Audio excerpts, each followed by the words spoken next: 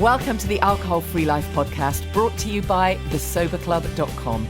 I'm Janey Grace. This is for you if you've quit the booze or you'd like to, or maybe you're just sober curious. I'll bring you tips and motivation without any judgment, and there'll be inspiration from experts, quit-lit authors, and sober heroes.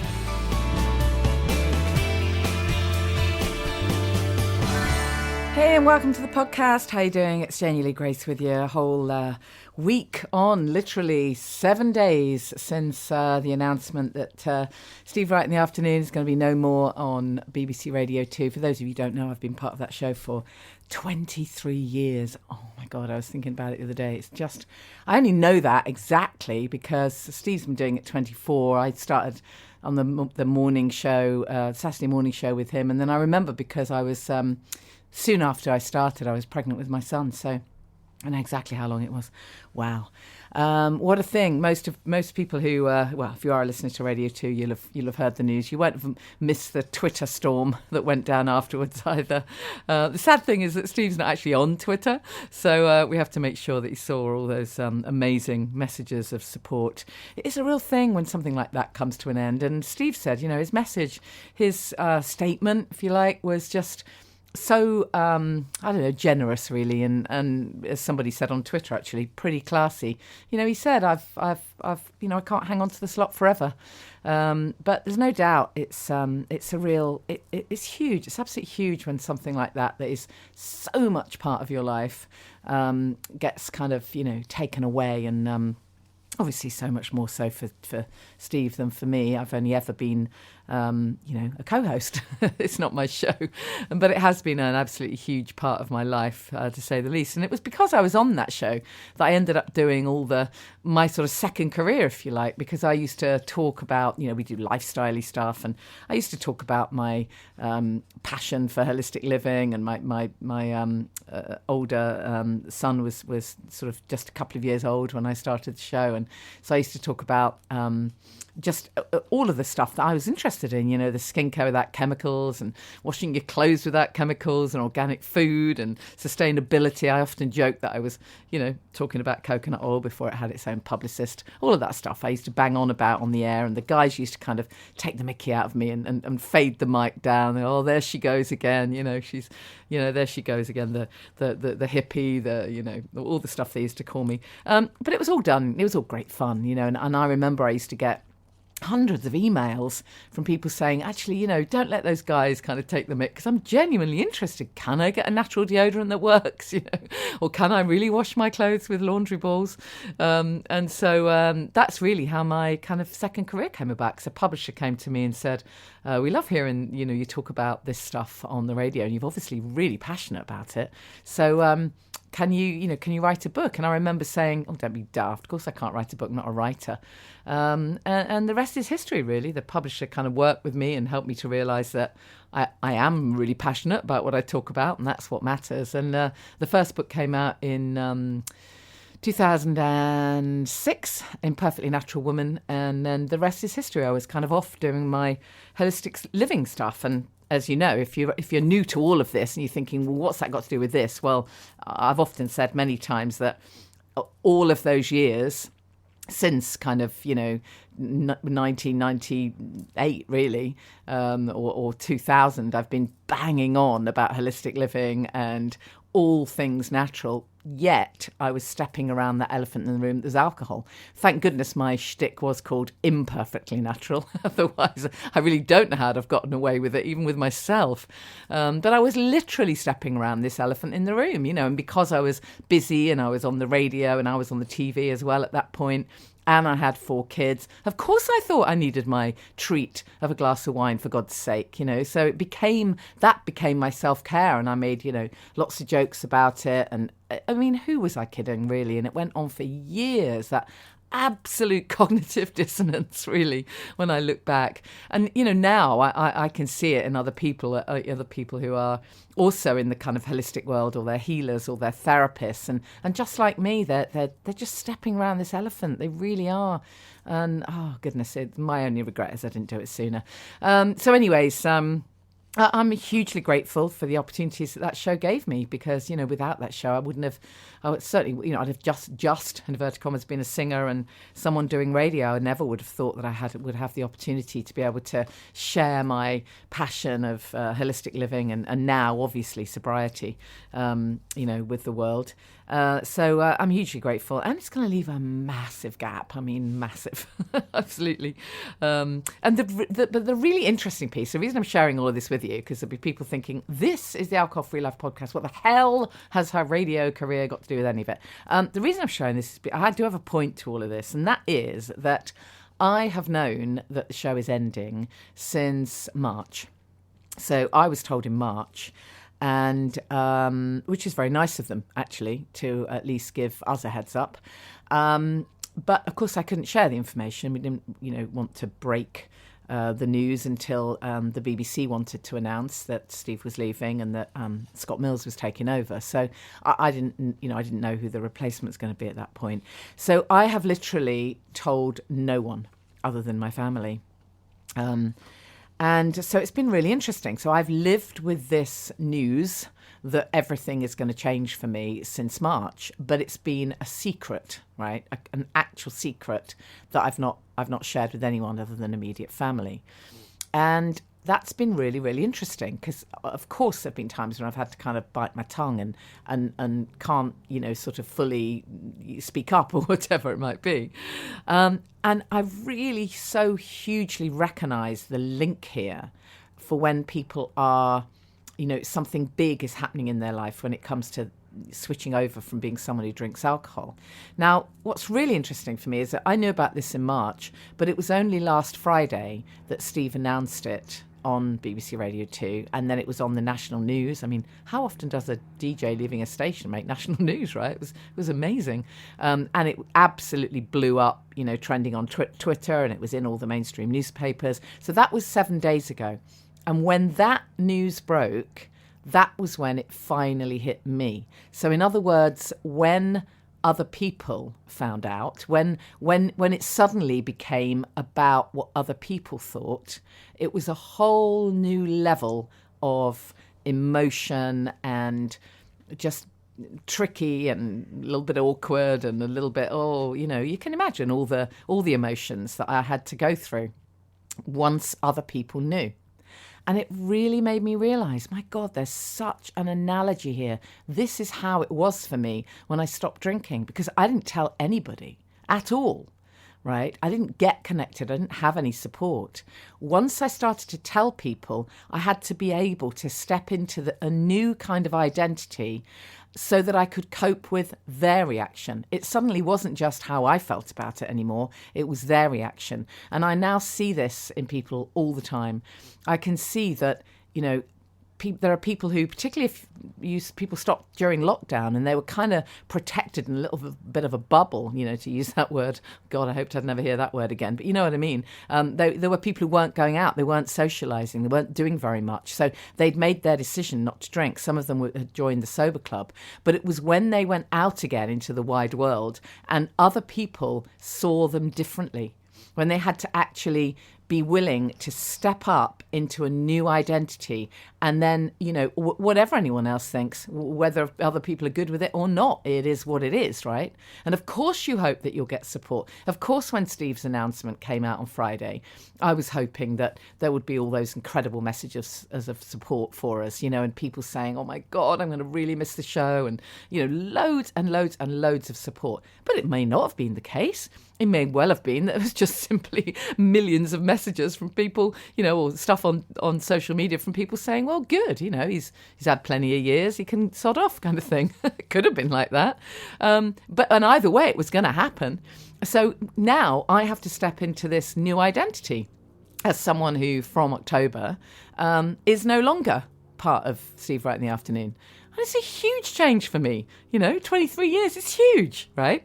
And for some people who've stopped drinking, they have to step into a new identity of someone who is authentic and true to themselves and choosing to have an alcohol-free drink. Now, depending on your lifestyle, that is massive. And that's the part that often people just don't prep for. They just don't do that prep.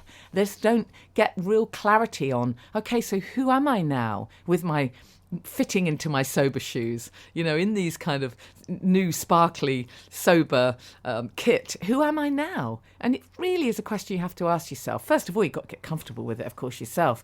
And then you've got to be willing to step up. It doesn't matter what anyone else thinks. Of course it doesn't. And of course we want people to be okay about it. But ultimately, we have to be okay about it. Ultimately, we have to be strong in our power and our identity as who we are, Anyways, there you go. It just made me really realise that I was actually quite fascinated myself as to how it felt so completely different once other people knew. I've sat on this since March. I mean, I barely thought about it that much, really. I kind of knew that the time was coming, but it's not really been on my mind all the time. Just got on with it because I've had to, right? But the second other people knew about it, oh my God, it's completely different now. Completely different. And I do think that, it's a little similar. Anyways, there you go. Any opportunities, send them my way.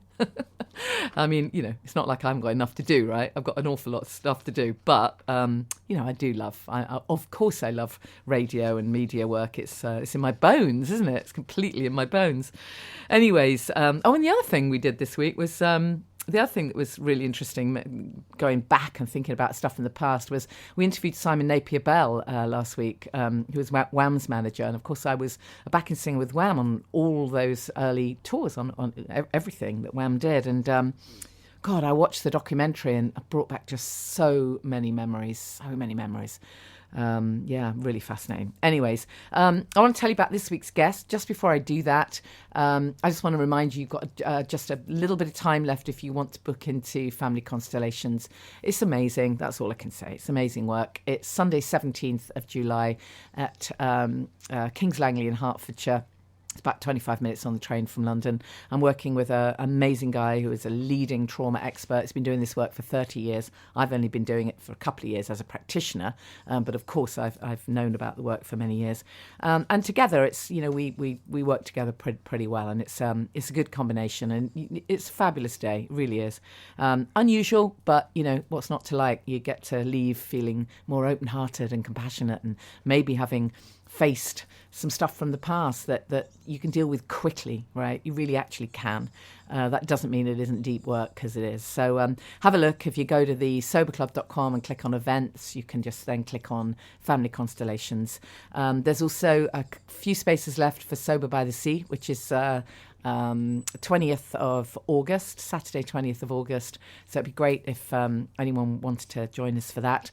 I'm also going to be putting another retreat on at some point in the future. Just got to get my head around dates. And as I've mentioned on podcasts a couple of times, I know this is not for everyone, but I am also offering sober coach training.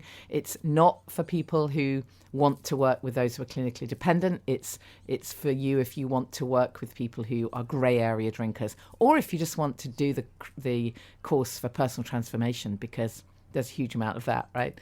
And we dig really deep into the self-care piece, and there's a lot of facets to it, as well as the kind of business angle as well, with the PR and promotion and all of that. So if that's something that interests you, just drop me a message and we'll arrange to have a conversation. And I'm a really big believer, that the right people will show up. So if it's right for you, if you're kind of thinking, oh my goodness, I'd love to share some of my my passion and my inspiration. I'd love to inspire others in whatever capacity, because there's a whole load of different ways of doing this work. It's not just becoming a coach. You might decide to do sober strolls on the beach like one of our sober coaches, or host meetups, or do an online course, or whatever. There are so many different ways of inspiring other people. So if that's of interest, then drop me a message.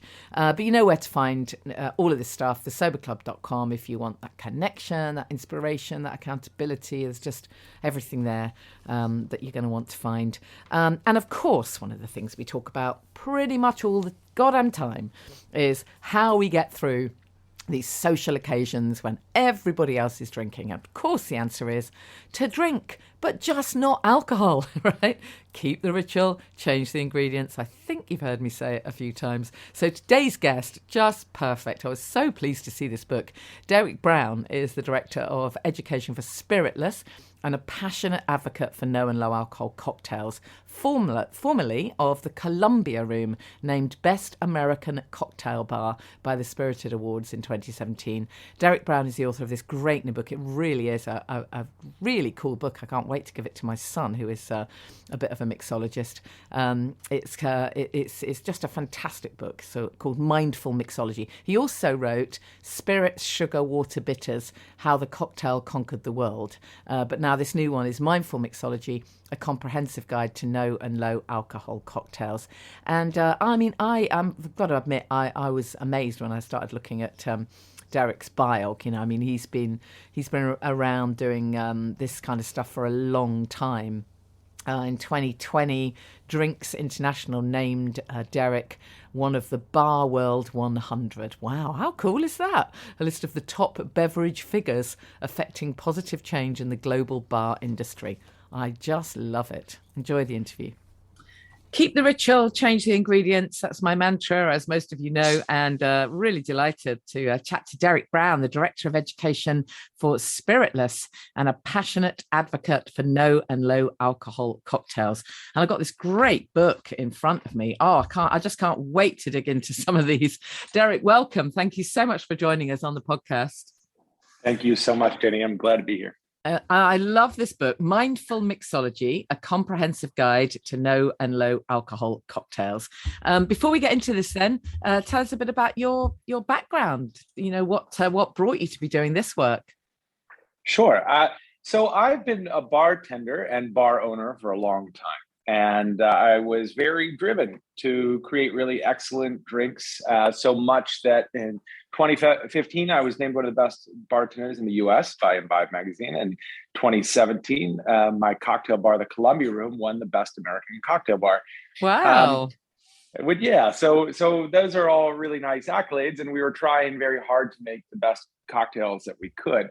While that was happening, unfortunately, my life was kind of not doing as well. It turns out that, I had become accustomed to a certain type of drinking that I think a lot of people in the industry, meaning the restaurant and bar industry, have become acclimated to, and it wasn't really serving me anymore. So I decided that I would take a break and address some aspects of my life. And with time and some therapy and a renewed kind of focus, I realized that alcohol just wasn't something that I wanted as a constant in my life. I didn't say I would never drink again. I just decided it wasn't time for me right now. And so as a result, I kind of was in this space where I was like, well, I've been talking about cocktails. I wrote a book in 2019 about Spirit, Sugar, Water, Bitters is the name of it. It's about the history of the cocktail. This has been my life in many ways. And so what am I going to do? And how was I going to, tell this to people that I was like, hey, drink, because it was your whole identity, right? Exactly. And then I'm like, no, I'm just kidding. Let's do something else. So I settled with it. And I really realized that I wasn't asking people to do anything differently. All I was saying, because I'm not against people drinking alcohol. What I realized is that all this time I've been saying drink better. And part of that means for some people, drinking and using better ingredients. For other people, it means using different ingredients. So when I was able to kind of reframe it as that, I realized I have a lot to offer people in terms of, recipes and advice on making great non-alcoholic cocktails. And the result of that was Mindful Mixology, which is my new book. Amazing. So just touching on that for a moment, then, you say that in the kind of restaurant and hospitality industry, people typically drink.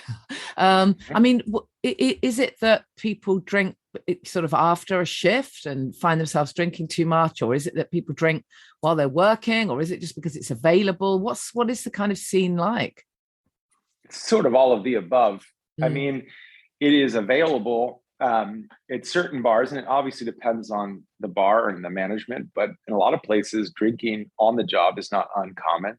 You take a shot with your guests, it's a friendly thing, and ostensibly a nice thing to do, although obviously it can have negative ramifications. And when you get off, or when I would get off at the end of the night, when I was a young bartender, I would, start drinking. First of all, the bar would shut down at 2:00 in Washington, D.C., where I'm at. And then 3:00, we'd be done cleaning up, more or less. And then we'd start drinking. Wow. That would last till 6 or 8 in the morning. Your poor body clock.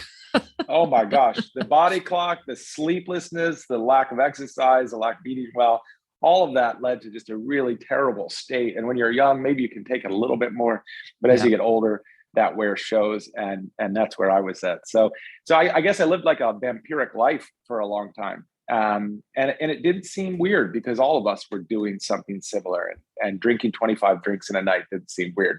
But in retrospect, it seems deadly. So once I was able to kind of refocus my life, I realized that there's really great things about having cocktails and going out to bars and going to restaurants. And I want people to have those experiences. But I also want them to have a choice. Yeah, right. Exactly. So, and that choice should be, they can have alcohol, they can have no alcohol, they can have half the alcohol, they can have low alcohol, whatever they choose.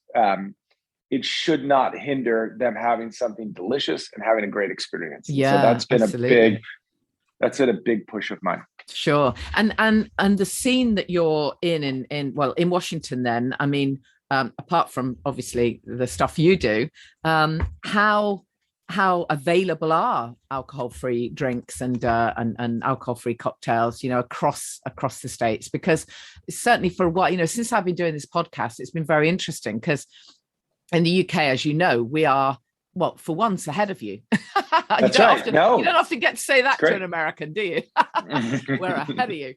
We certainly were, right? We were.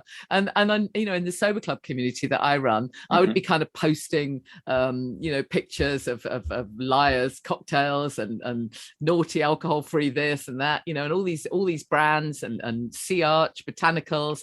And then there'd be people in the States going, this is just so not fair. I can't find anything. But I know it's changed. I know that you've come up to speed, as it were. So is there a lot of availability now, and are the bars kind of picking up on it? Yeah, and you all are our leading light. I mean, I love that in Britain and London, especially, you've seen such a growing non-alcoholic scene, and that's very inspirational to me. And so, somewhere around 2016, 2017, we started to see that infiltrate the United States, and products like Seedlip, which of course are from England, come out. And I remember that I think it was 2015 or 2016, a writer from New York named Julia Bainbridge, who wrote another great book called Good Drinks, which I would encourage you to have her on your show. She's awesome. But she wrote an article that said, imagine a world in which mocktails are considered seriously. And that was such a clarion call, and I'm so happy that she wrote that. And I'm so happy that you all have paved the way. And so, yes, now we're in a situation where it's not prolific in the sense that it's everywhere, but it's proliferating, so you definitely see the major markets, which tend to be the early adopters, whether it's New York, LA, Chicago, they have dry bottle shops, they have sober bars, they have bartenders who are taking non-alcoholic cocktails seriously, but it's going to take time, I think, because there's two parts to it. There's the why, which, is, I think once you sit down with somebody, they understand it. Oh, okay. This is not about telling me I shouldn't drink. This is about saying we should have more options. Exactly. Yeah. But then there's the how, right? Because it's not exactly the same as making a Manhattan or an old fashioned. Well, I think you say in the book, don't you? That I saw a chapter, which I thought the heading was great. You said, oh, that's right. You said, no alcohol spirits are just as hard to make as alcoholic spirits, if not harder. So it's not just a case of, let's get certainly if I've been into kind of holiday resorts, if you ask for a mocktail, they give you the kind of sugary syrup, really sort of crappy sweet thing, and a bit of soda water. They just miss out the alcohol, and that's meant to be it. Not quite right. It's almost like they're punishing you. Exactly. You want alcohol? Fine, have this monstrosity. Or but yeah, I wrote an article for a site called Epicurious about making the ideal non-alcoholic pina colada, just for that very reason, because it's a great drink, but it can't just be pineapple, coconut, and well, it can be, but that's then it's a kiddie drink. Soft drink. Fine. Yeah, exactly. Yeah. So I think that there is some complications both to making the spirits and making the cocktails. Not complications, really. It's just a different frame, I guess, is a better way to say it. You have to think about what goes into it, and that's what I did in my book. I thought, okay, well, what makes a cocktail in the first place? There's this historic definition that's sugar, spirit, sugar, water, bitters, which is a second plug for my first book. But that is like the 1806 definition, right? Yeah. Do we need to keep that one? We don't already, so what is this sort of organoleptic characteristics of it? And I thought about that, and I was like, well, that is, there's this intensity of flavor. When you're drinking a cocktail, for certain it is a cocktail. That whether it's a gin and tonic or Manhattan or whatever, there's an intensity of flavor. There's also a texture to it. There's a viscosity and richness that comes from the drink. There is a certain length that comes just from adding the alcohol as an ingredient. And then there's a piquancy, which is that bite, or the thing that kind of makes you slam your fist on the table after you've taken a shot of tequila or whiskey. And so I think that if a person is looking to replicate some of those characteristics, then that's what my book aims to do. Exactly. Now, sorry, carry on. Yeah. No, carry on. Well, I was going to say that they certainly don't have to, because lots of people have never drank before and don't care about what a cocktail tastes like. Yeah, that's true. Tea, is wonderful. We don't necessarily have to replicate an alcohol-free an alcohol drink, but we just have to have a drink we like, right? That's preferably not not just a kid's drink, because that's when your unconscious mind says, well, this is really not fair, and you're kind of inner toddler has a bit of a tantrum. So we want something grown up, right? So I've literally just opened up the book. I love it. The book's so fabulous. It's just really dip-inable and great images, really great images. And so I've just literally landed on you've got a whole bunch of classic cocktails here and how we would replicate them. So I've just landed on Aperol Spritz in here. So you're recommending Lyre's Italian Orange. How did you do this work before Lyre's? Wow, that's a question, right? How amazing is that brand? Wow. Yeah, and then that's the thing, is my book, when I was doing it, it had okay, so there's this gentleman named Camper English, who's from San Francisco. He's a writer, journalist on cocktails and spirits, and he keeps a running list of all of the non-alcoholic spirits in the world, wow. from everywhere he can get his hands on. And so when I started following it, it was like 37 or something like that. Now it's 150. Wow. So my book probably was somewhere around 100, like in the middle. And it's even grown since then. But I was lucky to be able to connect to Lyre's and various other people.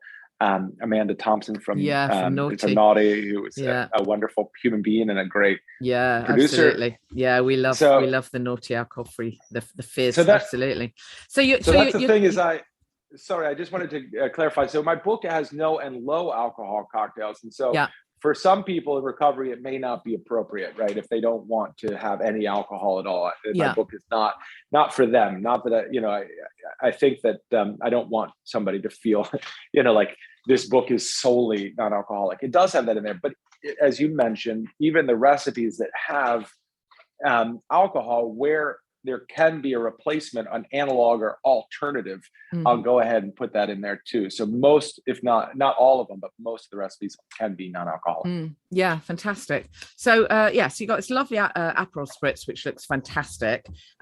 Just flipping back a little bit through the book. This is really interesting. You've got a matcha maca flip. That looks wild. So obviously that's bringing in maca powder, matcha powder. So you're bringing in some amazing superfood quality there. Yeah, I mean, where I can, I try to use ingredients that might be healthy or fun, or even have some functional abilities, not in the sense of, intoxication, but maybe, help with energy or, focus or whatever. That's not the goal of it, but that, that sneaks in there sometimes. Yeah. What do you say to people who, well, two questions. One, someone who really used to like drinking red wine and now doesn't drink. And what do you say to someone who just says, the reality is I want that really quick buzz that I used to get, that hit, what would be your recommendations? Well, if somebody liked to drink red wine, then I think that it's kind of challenging because, there's not a lot of good red wine. Yeah, it's hard to do, isn't it? Funny enough, to repeat Amanda's name, she recently sent me a sample of their red wine, which is pretty good. Right. So I think that everyone's getting better at doing it. So I would look out for that. And there are a couple brands that do it well. I like hers a lot. I would recommend it. There's a producer in Germany named Jörg Geiger. Okay. And he doesn't make wines, he makes ciders that he then doctors up a little bit. And so they're in essence a cocktail in a bottle, but they're wine alternatives. And so they are excellent. They may not taste exactly like a red wine. They might use things like Lapsang Souchong tea and things that are, kind of add some, and even foraged elements. He forages stuff in the Swabian forests or what have you, and sounds very romantic. I would definitely recommend people look to Amanda or Jörg for some really great products. In terms of the buzz, that's a complicated thing because if somebody was to come to me and say, I want a buzz, I understand, but I also say to myself, why do you want the buzz? Yeah. Oh, totally. Yeah. Because that opens up another door. Yeah. No, maybe absolutely. I'm not qualified to talk about. Yeah. No, I just wondered if, I suppose where I'm going with the question is, do you sometimes say, look, if you want that kind of hit, stick some cayenne pepper in there, or can it be that simplistic as you just want the kick? Yeah, I mean, and that, like, the piquancy aspect of it, or that, like, bite or burn, I think that, that's the word I meant, really. Yeah. Yeah, no problem. I was like, as far as the buzz, I'm not against people having, experiences and, with whatever they want to have, I just think that, that, the wanting to hit is a different thing, but definitely in terms of just like the piquancy or the bite, I think that there are a few things that really do that well. One, I really like ginger, actually, because it has that warm burn. And because when we're looking back at the history of the cocktail, if we go back there, in 1798, there is a mention of cocktail in a London newspaper. And it mentions the cocktail as containing ginger, but interestingly enough, it does not mention the cocktail as containing alcohol. And so there's an American historian, David Wondrich, who suggests that the first mention of the cocktail that we see may have been non-alcoholic. Right. So, and then would you use like a ginger syrup then, or fresh ginger, or how would you do it? Yeah, either way. I mean, with fresh ginger, if you do you juice the ginger, if you're that sophisticated to do that, which is not terribly hard, but you do need a juicer probably. That is like a real intense burn. If you do it into a syrup, you can do it really simply in some cases, where you just like make a simple syrup, equal parts sugar and water, and then chop up about a thumb of ginger into slices and put it in when it's cooling down. It's that simple. Right. And then of course there's Jimber. Have you tried? You obviously use Jimber, the product Jimber. Oh man, you are gonna love it. Gimber. Oh my God, you have to go get some. You have to go. You will love it. It's absolutely amazing. Now, is this a tease and it's not available in the United States? Do you know what? I think it probably is. I think it probably is, It's really worth you getting some. You honestly, you'd love it. It's fantastic to do exactly both those things you just said. So yeah. Okay, well that's a great answer. But I'd also add to that there's a couple other things you can do. One I really like is apple cider vinegar, high quality one, just a spoonful of that, because it's a product of alcohol without having an intoxicating effect. It has some of the complexity that you get from alcohol, but also that, kind of bite. Yeah. Yeah. And then adding bitterness to it is really important. And some people have capsicum or hot pepper spice. That can be a double-edged sword, because sometimes you feel like you're just having a drink with hot sauce in it. Yeah. Other times it's a nice warm. So it's just a little skill helps with that. Yeah, absolutely. And then what about kombucha? Oh, I love kombucha. Yeah, I think kombucha is a great ingredient. You have to be a little careful when mixing with it, because it is a tea base and it has a lot of liquid to it, so to say. It can be a little watery when used in cocktails. So you have to approach it with the understanding that you're going to use a concentrated amount of it or a small amount of it. And you're going to have to use other things within the drink, depending, again, what you want. If you just want the kombucha, then that's fine. But have it on its own. In my book, I have a drink that has a apple kombucha that I really like, with a little grenadine, and I believe that I use chickpea water in it as well, which is called aquafaba. It creates a little thickness. Yeah, that's a good substitute if you don't want to use egg white, right? Exactly. Yeah. Yeah. Okay. And on that note, then, how important is it that we have, ingredients like egg white and cream and some of these other things that we wouldn't necessarily always think of unless we're really getting into doing proper mixing? Yeah. Well, I think that, there's two parts to that. One is that, a lot of people who are, reducing their or eliminating alcohol from their lives are probably also thinking about healthy things too, you know.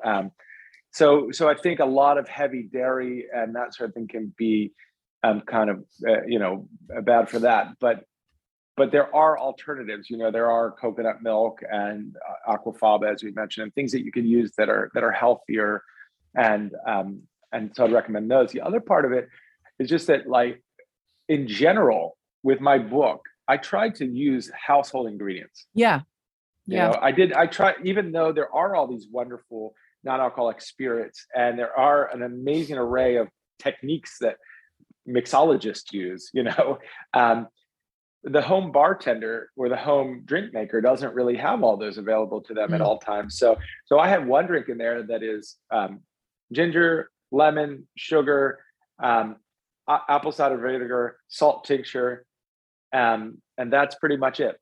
Yeah. Right? Like, all of those things you can get at the grocery store. Some of those things, or all of those things, you might have in your cabinet at home. Yeah, great. And I know you've got a chapter as well on the sort of basic equipment that we need. And there isn't that much, is there? There's only a handful of things that we can get quite easily, right? That's right. And there's always workarounds. But yeah, I mean, I think that you could start with a spoon and do a lot of work with that. Yeah, turns out. Yeah. So yeah. I mean, what's your view on the whole, glassware, what glasses we should use? Because it actually drives me bonkers that we even have to call a glass a wine glass. How annoying is that even? Or a gin balloon. It's really annoying. Why does a glass have to be named by what we're meant to put in it? I find it very frustrating, but I do think having a nice glass is really important. Yeah, that's definitely true. I mean, so I remember for a while there, I worked as a sommelier. So there was a lot of discussion about how the glass affects, the taste of the wine. And obviously when there's certain shapes, it emphasizes aromatic qualities to it. And then there's this theory that it deposits the wine at different places on your tongue or whatever, which is kind of just stupid, to be honest with you. The reality of it is, I think, use any glass you want. But it does help to have glasses that look nice, as you said. I mean, we drink first with our eyes. And so if we have a beautiful drink, it helps, especially if it's a non-alcoholic cocktail, which usually, gets relegated to the kiddie table to begin with. I think that having something that looks like a cocktail, it fills that role, makes people feel like they're not getting something lesser. And that's, I think, one of the problems when people stop drinking. They think, that's it. I've given up my life. Like I can't go out, I can't have great drinks, I can't have great anything. That's the end of it. And that's the opposite is true. A new world opens up, all these new doors open up, and great non-alcoholic cocktails are out there, but it does take a little bit of effort and energy to make them look nice. Yeah, absolutely. And of course, part of that process, and as you got in your book, I mean, just beautiful pictures of, and the way you've pimped some of these drinks is amazing. You've got herbs, you've got mint, you've got berries, I mean, just really, I'm sure you would, suggest that we stock up on a few of these, right? Sure. Yeah. I mean, I think that and some of these things you can grow in your garden, mint and basil and things like that. So there's wonderful little things that you can add to your drink that add the aromatic quality, that add to the way we taste it and the way it looks. So yeah, great. Tell me a bit about using ice in a cocktail. So I kind of punted this one a little bit, in the sense that I thought, all right, look, there are very sophisticated ways to use ice, right? Like to make your own ice, to use large ice, and that definitely affects aspects of dilution and temperature and so forth. But I realized that for a lot of people, they would just be grabbing the ice from their refrigerator. And so I said, hey, listen, there are places you can go to learn more about ice, but this book, I don't spend a lot of time on that. Even though in my past, I learned how to carve like diamonds out of ice, and I would put that in a cocktail. But do you want to do that at home? Probably not. But I'm guessing we do put it in the glass first, right? Oh, sure. Yeah, just in terms of a very technical aspect of it, it is better actually to put the spirits into the shaker or mixer first, then add the ice. Okay. When you stir, and then you add new ice or fresh ice in the glass. Okay. And so the reason to do, sorry, I'm getting interrupted by a call, so I'm just trying to stop no worries. that. Is that coming through on your end? No, I can still hear you. It's all good. Okay, great. So I'll just ignore it for now. So sorry for that interlude. Hopefully you can edit that out. And so you want to use fresh ice as well when you're, poured it into a glass and then adding ice. And the reason I say that is because as soon as you add the ice, it's almost like putting it in the oven, right? It starts cooking. Right. So you can't really take it out and then doctor it up and put it back in. It's better to build it in the shaker or mixer, mixing tin first, and then add the ice. Wow. Well, I mean, there's just so much in this book. Look, I can't wait to try some of these recipes. As you say, you've made it, simple enough for us to do at home, and they look beautiful. So what were you kind of hoping for, when you put this book out? What would you like people to get from it? I mean, I think that what I'd like people to get out of it is that you have choices, right? I mean, that, again, for some people, there's this fear that not drinking is missing out on life. Yeah, exactly. But it's not. It's just another path in life, and there's so many wonderful things there. And I just wanted to add some delicious things that people can try. And so I hope that they try them and like them, and that helps them some way in their journey, whether they're sober or they're drinking less or they're just taking a night off. I want to make sure that they have and I bet some you've great had options. An amazing impact on the people that work with you. I mean, that you must be pleased that you get to shine your light. There must be lots of people who've started trying these who probably wouldn't have otherwise. Yeah, no, I'm really excited that there's been so many people, reaching out to me saying that they love the recipes in the book. And I've been able to travel a little bit in the United States. I haven't made it overseas yet for the book. But in that case, I'm hoping I really can make an impact. And brilliant. Well, listen, when you come to the UK, let me know. Let's do something. Let's put an event on, and you can mix us all something up, right? That'd be great. I would fun. love that. Yeah. Cool. All right. Brilliant. It's so great to chat to you. The book is Mindful Mixology, a comprehensive guide to no and low alcohol cocktails. Derek Brown, you've been a great guest. I love your enthusiasm and fabulous recipes. Thank you so much. All right. Thank you so much for including me and for your work that you've done as well. It's great. Thank you. So go to the show notes and you can find the link to Derek's book. And over the next couple of weeks, going to be introducing you to a few new different alcohol-free drinks. I love coming across, new brands, and there's some wonderful stuff coming up. Really, just beautiful bottles and just lovely alcohol-free drinks. I hope you got to try the Exmoor tea that I mentioned, by the way, in last week's podcast. Got a great reaction to that. Really, really funky blends of tea made in the UK.